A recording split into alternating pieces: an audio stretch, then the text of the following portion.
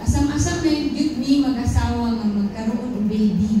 And I was, I think, 40 then. So, pagalang ko og OB and nag-undergo ko mga, medications, but naagihapon I had polyp, uterine polyp. And pagkahuman, na po mga procedure, and to cut it short, pinakadulo is I was advised to undergo surgery. So, anak siya, simple lang, ana-ana. But,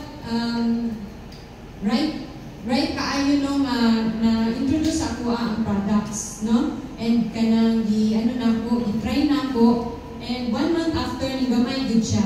So, nag-decide ko na i-take two products massively. And after 3 months, no? Nawala na ang ulit, ang baby na ang